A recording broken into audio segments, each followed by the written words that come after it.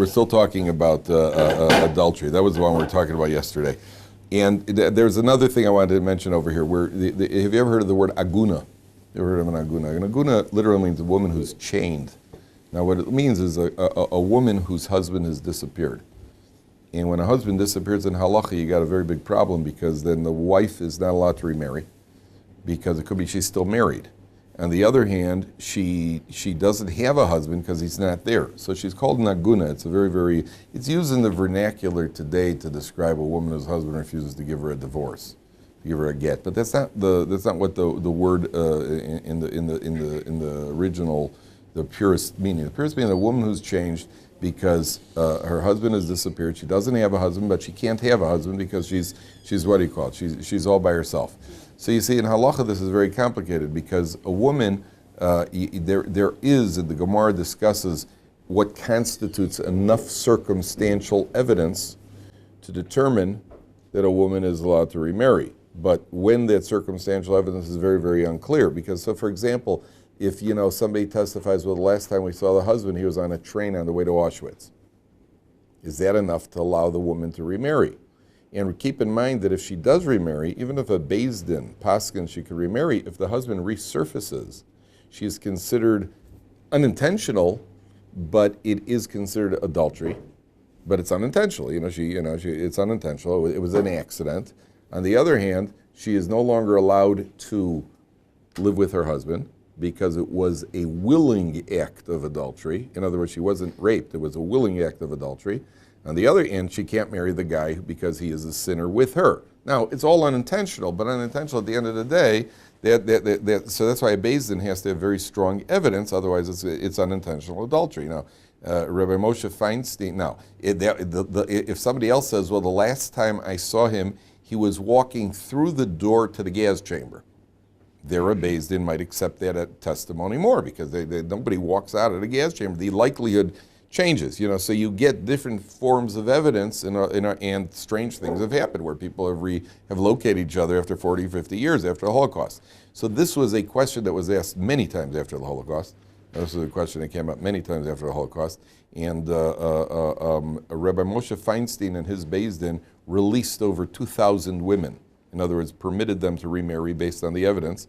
And not once did the husband resurface. So the ones asked Rabbi Moshe Feinstein, how did he have such an impeccable track record? So Rabbi Moshe said, it can't be, everything I did according to my best knowledge of halacha, best effort with no ulterior motivation.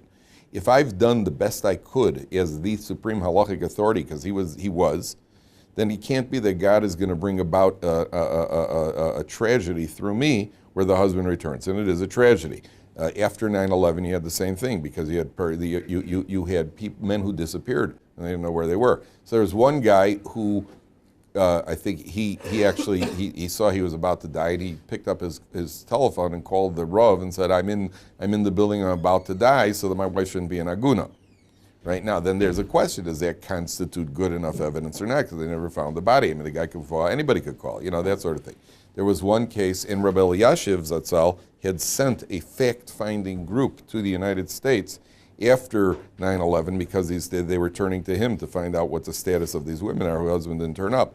So you could always have a situation where a guy disappears, and it could be he's a guy who owes people money, and he found his opportunity to disappear, so he never showed up. There was one case of a guy who disappeared, and they wanted, the wife wanted to know what's her status now, and the Beis Din did not allow her to remarry. Because they had no evidence of the husband. All right, and everybody was pressuring the Beis Din. I mean, where could he possibly be? The guy worked there every day, and so on and so forth. About 11 months later, the woman went to the hospital to visit a friend of hers, and as she walks through the halls of the hospital, she glances into one of them. There's her husband sitting on a bed reading a newspaper in the hospital. So she walks over to him, Herschel, where have you been? Men are known to disappear with the newspaper for periods of time, but that's a long time, 11 months. Where have you been? He looked at her and said, who are you? So it turned out what had happened was that when the building collapsed, he got a clop on the head. He had total amnesia. He had no identification papers. He'd been sitting in the hospital, nobody knew who he was. So you just imagine if the Beis Din would have been merciful and allow her to be religious. But there are rules in halacha. There are rules in halacha. What happens at that point? At that point, they're still married. At that point, they're still married. A couple can be separated for a million years, but they're still married if there hasn't been a get. There's a rabbi in America in Atlanta, Rabbi Emanuel Feldman, who had a shul. He had a couple that separated. Most of his constituents were not Orthodox. He had a couple that separated, and the wife was living in St. Louis, and the husband was still living in Atlanta. And the husband used to travel on business. So one day he comes back to Rabbi Feldman. He says, Rabbi Feldman, Rabbi, I got to tell you, I travel on business, and once in a while, I pass through St. Louis, and I meet up with Edna. We spend some time together. And so Rabbi Feldman says, okay. He says, Rabbi, we spend time together. He says, yeah, fine. He says, Rabbi, how could it be fine? He says, listen, Mike, you guys are still married. You're 100% husband and wife. The fact that you're separated is perfectly okay. He goes, oh, Rabbi, you take the fun out of everything. True story. He's got it in his book over there. So being separated doesn't mean anything. You're still... The war with the soldiers.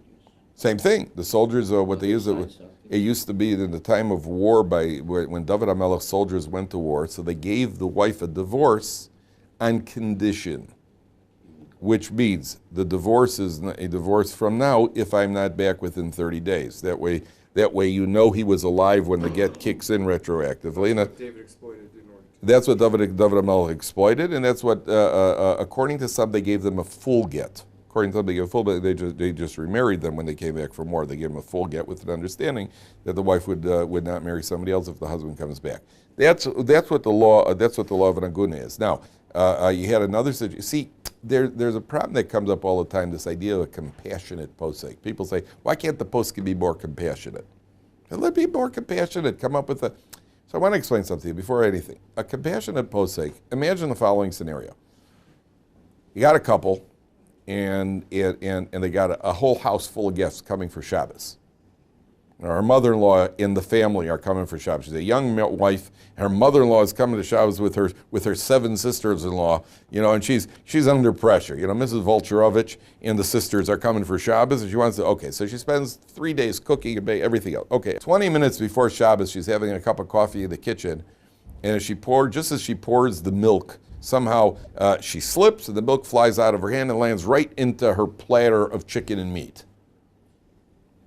So now, so she runs to the local posek. He asks her, well, how much was there? 60 times as much? Was it hot? Were there onions? All the questions. He says, listen, based on what you're telling me, the whole thing is treif. You got to throw it out. She says, yeah, but we have guests for Shabbos. What am I going to do? He says, wow, that's terrible. But, it's, you got to throw it out. She says, yeah, but we're not going to have much to eat. He says, that's terrible, but you have to throw it out. He says, yeah, one of the guests is my mother-in-law. He says, yeah, she's terrible, but that's terrible, but you got to throw them out. You got to throw it out. Okay, so she starts crying. So Posek says, ooh, I didn't know you're so upset. If you're so upset, then you could eat it. If you're so upset, isn't that a compassionate Posek? When he says a compassionate Posek, it's not a compassionate Posek. That's somebody who's totally unqualified to be a Rav. Because that's not halacha. The halacha is that you can't. A compassionate posek is the following. When there was a military plane in the United States that disappeared, there was a Jewish soldier on the plane, and it disappeared. A plane crashed somewhere in the deserts of Arizona. The plane went down. They couldn't find the plane okay. So they called Rabbi Moshe Feinstein. What's the halacha? Moshe Feinstein said, if you can't find the body, then the wife's an aguna. 4 years later, the phone rings in the family's home. Hello, this is Moshe Feinstein. I've been in contact with the United States military on a regular basis for the last 4 years. On and off. I got word today, I was notified they found the plane, they found the body. She is now allowed to remarry. That's a compassionate posek. A compassionate posek is somebody who will leave no stone unturned in order to find some sort of leniency if there is a halachic leniency. If there's a halachic leniency. Now, remember I told you yesterday, I'll tell you when to knock your socks off. Now listen to this story, okay? This is unbelievable. Girl comes to Rabbi Moshe Feinstein, and she says to him, my mother was married to an American soldier stationed in England. They got divorced. They were married with a chuppah and kedushin, with a rabbi, kosher 80 kosher witnesses. Neither of them were observant, but they had a kosher marriage. They had a secular divorce and no get. My mother then remarried another man in England. I was born from that union. I became a balas tshuva, and I want to marry a yeshiva bacher. There's a yeshiva bacher who we want to get married. And my friends told me there might be an issue here. Is there a problem with me marrying this yeshiva bacher? So Rabbi Moshe Feinstein said to her, tell me the question again.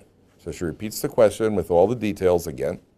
Rabbi Moshe Feinstein says to her, come back in 24 hours. She comes back 24 hours later, and he says to her, Mazel Tov, you could marry him, there's no problem. Thank you very much. She walks out, he gives her a bracha, wonderful. His Talmidim are sitting there and said, Rebbe, one second. We heard what you heard. You know, according to halacha, she is a mamzer lemahadrin. Right? I mean, you know, her parents were married. There was no get. It was chuppah kedushin. You know, how could you possibly say that she is not? So Moshe Feinstein said, look, everything she said was 100% true. However, within the last 24 hours, I had one of my people contact the American Pentagon. Pentagon said, yes, there was an American soldier by that name stationed in England. Yes, the woman married him with a chuppah and kedushin. However, at the same time, he had a wife and 2 children here in the United States, which she did not know about. And that being the case, clearly the original marriage was under mistaken circumstances. Therefore, there was no original marriage. Therefore, no get was needed. Therefore, she's not a mamzeres. Therefore, she's 100% kosher. Okay? Now, besides the psak itself, which you got to be Rabbi Moshe Feinstein to paskin, how do you like that? But the fact that he cared enough to check with the Pentagon, that's what a compassionate posek is. There's another posek, a couple came here, toss this one, chew on this one a little bit. Couple comes to a Rav. They said to Rav, listen, they're having fertility issues. And they went to, through their whole thing and this, that, and the other. The night of ovulation comes out to be on Yom Kippur. They could project in advance when she's going to ovulate. Ovulation is when a woman is most fertile, and that happens to come out on fertility night on Yom Kippur, which is about a week and a half, 2 weeks away, and they know that that's when the fertility is going to be, and on Yom Kippur, a couple is prohibited to cohabit. What should we do? You're the posek.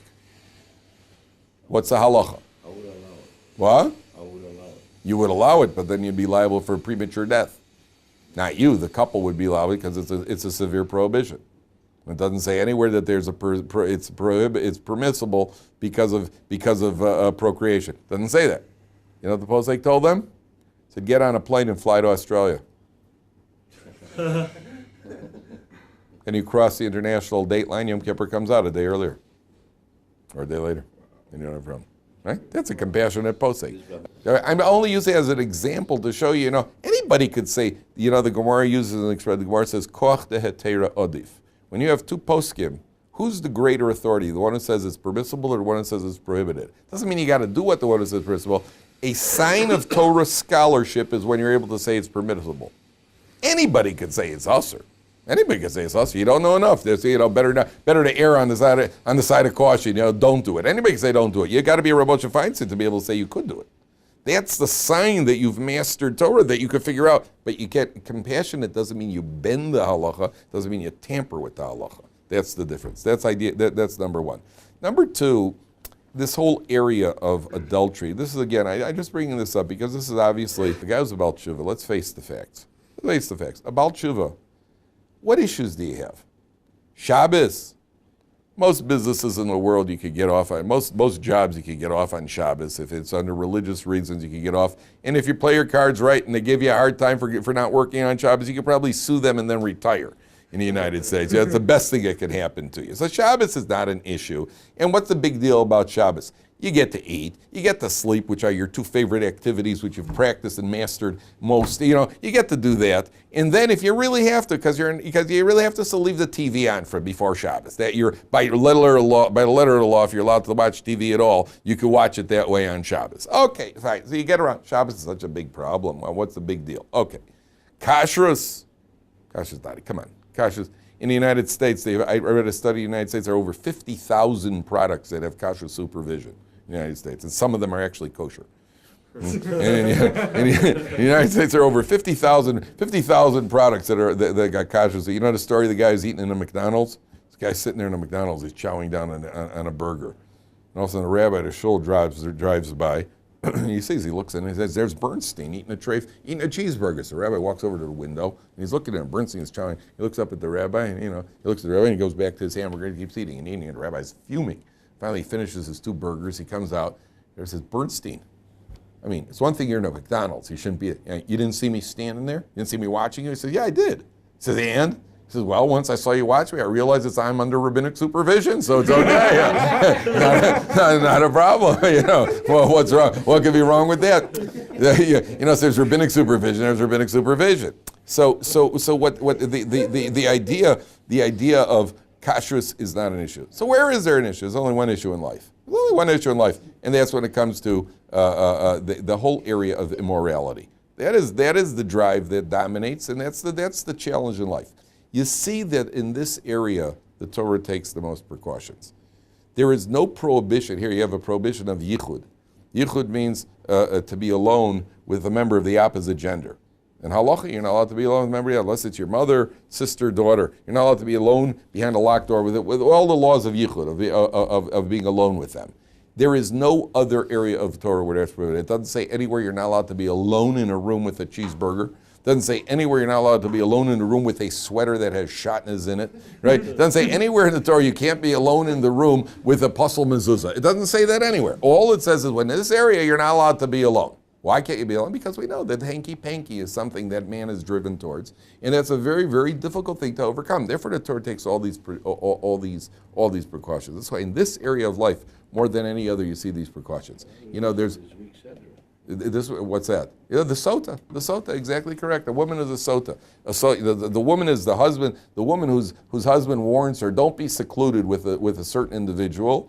Otherwise, and he gives her a warning. Well, why do you think he gave her a warning? Why did he give her a warning? Well, he obviously saw a reason to warn her. So who do you think we're talking about here? Who do you think we're talking about? We're not talking about a girl on a college campus. We're talking about a frob lady in Bnei Brak. She wears 3 head coverings. She wears a tent, and she only speaks Aramaic. What's she got to do with it? A Beis Yaakov girl. What's she got to do with it? She says Baruch Hashem all the time. What's it got to do with what do you call it? What's it got to do with a sota? It doesn't speak Persia. How do you even get there?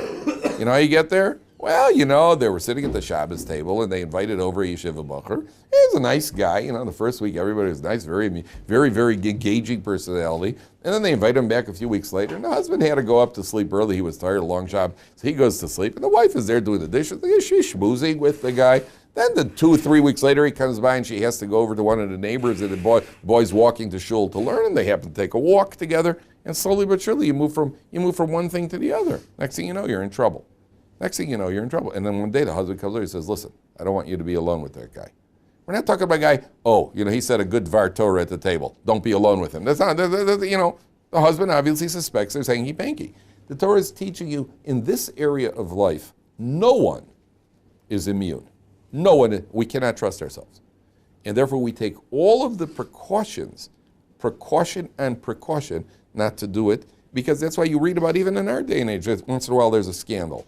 People are, shocking. We're not shocked. We're not shocked at all. It doesn't shock us. To the contrary, we're shocked that there aren't more scandals. There's a scandal because the guy who got involved in the scandal didn't start one day, hey baby, what the hey. That didn't start that way. It started with, they were in a situation that was vulnerable. There's a statement in the Gemara that says, Ein apotropos la'arayos. Ein apotropos la'arayos means there is no defense attorney when it comes to arayos. That means if a couple is in a situation where there could be hanky-panky, we don't assume that there is, but we always assume it could be. We never assume it can't be. There's no such thing. And that's why we take so many precautions. We don't assume there is, but we never assume there is a rule, especially in the world that we live in today. The world we live in today has gotten so vulgar. Everything you do nowadays, you could be accused of what's called sexual harassment, right? It's impossible. You can't live or breathe in our world today. So anybody who works, you have girls' schools in Israel, seminaries.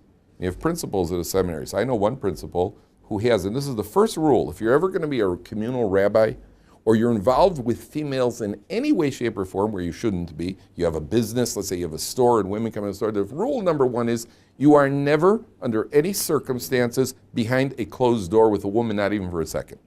ever, under any circumstances. So the principals of the school, one of the schools that I work at, the principal, he has a door of his office, and yes, they have private consultations with the girls because they have to, some of them have issues and problems. One of the also 20th century word issues. They got issues. It used to be the issue was you didn't have in the shtetl. The issue was you didn't have shoes for your children. Nowadays, everybody's got an issue. It's got low self-esteem, lower self-esteem, higher self-esteem. He's got a counselor, a life coach. Everybody's got issues nowadays. So he has a door, and in his door, he's got a big window in the door. So now they could have privacy, but anybody who wants can see what's going on behind. You never ever find yourself behind a closed door with a female because you are in. All it takes is for the female to start screaming. My parents were once going to clobber me. They told me, my parents always told me when I got my license, I'd never pick up hitchhikers. Ever pick up hitchhikers. So I picked up 2 hitchhikers in my life. The first guy was at the side of the road. I was driving on the side of the road. This guy had long, stringy black hair. Was kind of just grungy looking. He looked like Charles Manson, right? He was so obviously a candidate to be a pathological murderer that I figured he couldn't be because it's like wearing a sign, I am a pathological murderer. So with my profound logic, I picked him up. Right, I let him in the car. The guy was weird as a tree, and I picked him up, brought him into the car. So we start driving. And he was weird, right? As we start driving, I was about 19. He says to me, "Hey man, do you mind if I smoke?" I said, "No, go right ahead. It doesn't bother me." So he takes out, lights up a joint in the car. So I said to him, "Do you mind? Can we go into a side street over there? Not here. We're on a main drag in Chicago." I said, "Do you mind not over here?" The second time I was in a car, I was the second car from a stoplight. And we were right by about a block and a half away from a public school in Chicago, Von Steuben High School, a real rough school. And I'm sitting there at the stoplight. It was the second car. It was about 20 years old. I see a car. I see the lights red, and I see a girl, obviously not Jewish. She's pounding on the windshield of the car in front of me. The first car, like, they want to kill me. They want to kill me. Let me in. They want to kill me. So the guy's ignoring her. So then she comes over and starts pounding on my windshield. No, let me in, they want to kill me, they want to go. So first I tried ignoring her, and then I'm thinking tomorrow's headline, a Jewish kid in brown Camaro ignores girl found with her throat slashed. Anyway.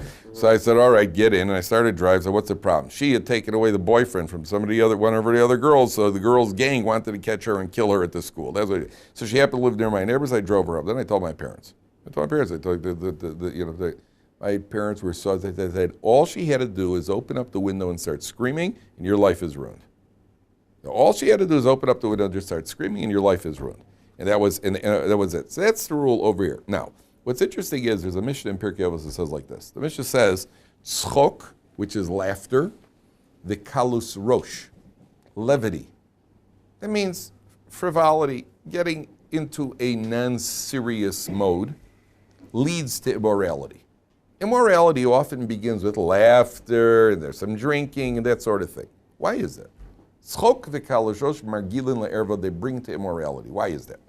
So the commentaries explain there's inherent in human, it's inherent in human nature. We all understand immorality is wrong. That's why there's a certain sense of shame that goes with this area of life more than any area of life. If somebody who sins in the area of immorality, whatever the sin is, there's a sense of shame. Somebody who sins with a pepperoni pizza, and he doesn't feel that, say, if he's caught, it's not that same sense of shame. There's a natural sense of shame in this area of life. Women have it even in a greater degree. Women have a much more natural sense of shame in this area.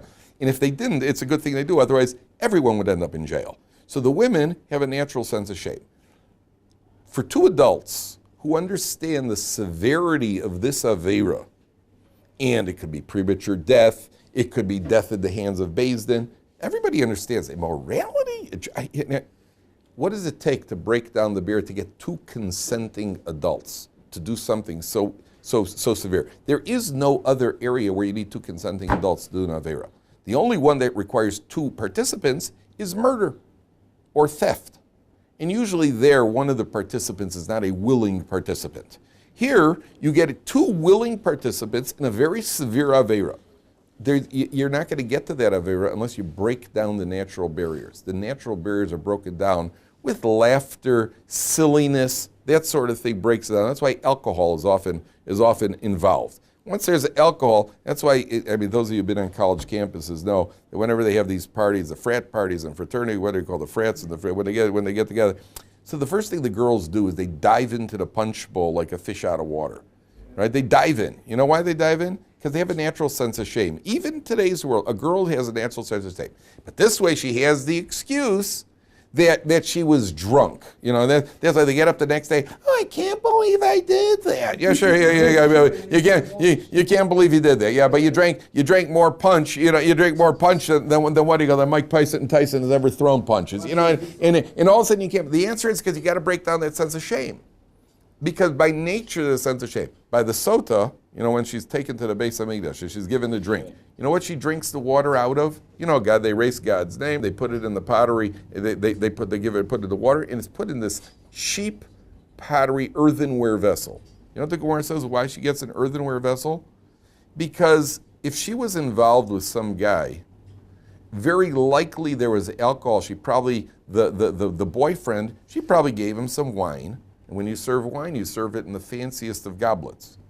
And therefore, Mida, can I get Mida? Her punishment is that she now has to drink out of a cheap, degrading goblet, because where do you get this assumption from? Because that's always you got to get out of your regular mindset in this area of life.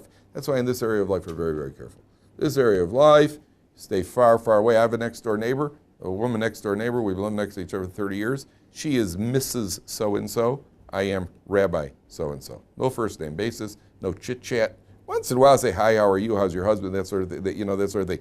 No chit-chat, how was your Shabbos, how was your weekend, none of that. And the rule in the Torah world is that when you have an institution, like Or Sameach, or any other business where men and women are working together, the rule is that the social contact between the genders, because people are so vulnerable, the social contact has to be limited. The rule in halacha is limited to business matters only. Go to the secretary. I could ask her if to photocopy a paper. I could ask her if my email was sent out, whatever I want to do. No chit-chat. You can say, good morning, how are you, as a formality. But no, how was Shabbos, what did you make? No chit-chat. Because that breaks down the barriers. And one thing you never know, whether, especially in a business situation where everybody's on, that's why people are always having affairs and running off with people they met at work. Because whoever you meet at work is always nicer than your spouse. Because they think the same thing about you, right, until you get married, right? Because at work, everybody's like, hi, he's always so polite, and he's so charming, he's so this, and he's a monster at home. And she's the same way. At business, she always looks her best when she's at work. And at home, she's running around with her curlers. My father-in-law told me about this lady. The garbage men come, and they're picking up the garbage outside the house, and they're loading it on. And here's this lady, she's wearing her house coat, and she's got her curlers in, and she just looks like heck. And she grabs her bag of garbage. She comes running out behind the garbage. She says, "Am I too late?" And the guy looks at her. He goes, "No, jump right in." So you save your best till you're outside the home. Well, that's the problem. So don't cross the line. Don't cross the line. There's a barrier right here. That's how Torah, the success of Torah life is the kedusha that surrounds it. Yeah, go ahead. Does the man get in trouble though, like the woman does? For Yes. By the sota, yes. If when she drinks the water, if she's guilty, she dies and he dies the same death, even though he never drank the water. The Ramban says was an ongoing miracle. It was a pure miracle, an ongoing miracle that took place on a regular basis in these situations. There wasn't that much of it going on, but when it went on, it was relying on a miracle. The remarkable thing is like this. The husband accuses the wife. The wife has been secluded. Now remember, she has been secluded. We only don't know what happened behind closed doors. So the commentators ask the following question. How does anything ever get determined in halacha? You go to the Rav and he paskins.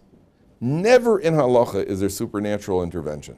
It's the only time in halacha we ever find in Torah that there's supernatural intervention. We erase God's name. If she's guilty, she dies. By the way, she doesn't explode, contrary to popular rule. She does not explode. It's not a Monty Python after dinner mint, right? She doesn't explode. She dies. She swells up and dies of a painful ailment. She doesn't explode. So the commentaries ask, why over here is there supernatural intervention? I mean, a guy who there's a suspicion that he has leprosy. So what do they do with him? They take him to the Kohen. The Kohen takes a look, and the Kohen paskins. You're tamei or you're not tamei. And being panda tamei as a leper, it's not a good thing. You're outside the camp, and you're bichutz lamachne. It's not a pleasant thing. Here, the Torah says, you know what? She goes to the Kohen. Kohen gives her the magical, the supernatural. Why? Why is it a supernatural intervention? The husband will never, ever be able to take his wife back with full peace of mind. He'll always be thinking, did she or didn't she? The Kohen paskined, it was an educated guess. Did she? I got to live with her. Did she or didn't she?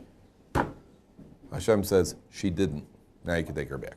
And that's why for the sake of marriage, for the sake of what's called shalom bayis, HaKadosh Baruch Hu allows his name to be erased. That's how important shalom bayis is. Shalom bayis is so important that for the sake of marital harmony, HaKadosh Baruch Hu lets his name be erased. Somebody had a question in the back. Go ahead. You didn't have a question. Okay. I had a question Yeah. about the soda water. If she did, she gets a punishment, but if she didn't, it's like a blessing, no? Also It says in the Gemara that if she had difficulty in her labor, she'll have an easy labor. There's one opinion that if she didn't have children, she'll have children. And the commentaries explain that that's a compensation because she goes through a certain amount of embarrassment as it is. They take her out in public, they undo her hair, they let her hair down, they rip her garments. And the whole thing is embarrassing. Even that the commentaries ask, I mean, she's not guilty yet. Why are you embarrassing her like this? And the answer is, I told you a story once about the guy in Yeshiva. There's a guy in Yeshiva who the Rosh Yeshiva calls, from Yeshiva, regular Yeshiva guy, Rosh Yeshiva calls a boy in. He says, Chaim, we're expelling you from the Yeshiva. He says, why? He says, well, we heard rumors that you were seen downtown holding hands with a girl. He says, yeah, but Rabbi, it's not true. He says, what? Should be true also? It means the fact that there's even a rumor, you're already guilty. There are certain times in life where people are suspect. The Gemara says if you're suspected of something, then if you haven't done all of it, you've done part of it. And if you haven't done part of it, then you thought to do it.